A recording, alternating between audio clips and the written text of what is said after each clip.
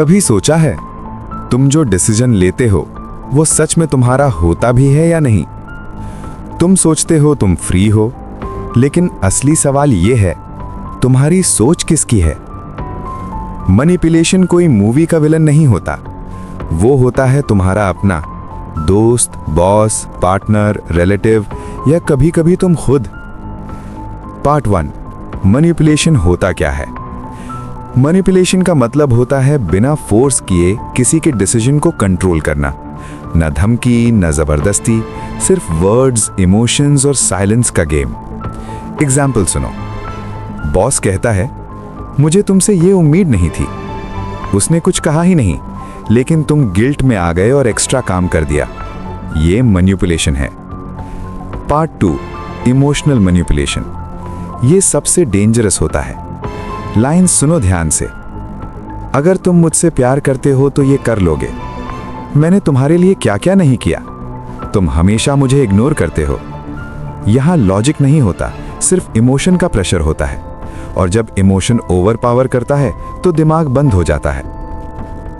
Part 3, victim बनने का नाटक। मैनिपुलेटर अक्सर विक्टिम बन जाता है। वो गलती करेगा लेकिन बोलेगा मेरी जिंदगी ही खराब है। तुम गलती भी उसकी और गिल्ट भी तुम्हारा। यही तो ट्रिक है। पार्ट 4, साइलेंस भी मैनिपुलेशन है।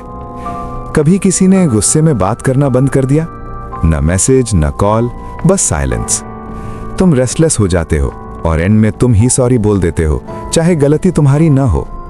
साइलेंस कभी कभी शब्द से ज्यादा लाउड होता है। पार्ट 5, तुम मैनिपुलेट हो रहे हो, साइंस। अगर ये हो रहा है तो समझ जाओ। तुम अपनी फीलिंग्स डाउट कर रहे हो, तुम हमेशा एक्सप्लेन करते रहते हो, तुम्हें लगता है तुम हमेशा गलत हो, तुम नो बोलने से डरते हो। तो सच ये है तुम मैनिपुलेट हो रहे हो। बचना कैसे है? रूल सिंपल है।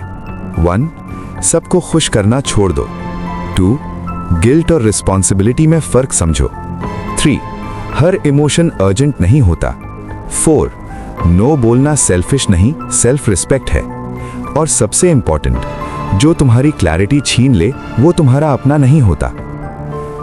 मैनिपुलेशन तब तक काम करता है जब तक तुम अवेयर नहीं होते। जिस दिन तुम समझ गए उस दिन गेम खत्म। कंट्रोल उनके हाथ में होता है जो चुप रहते हैं।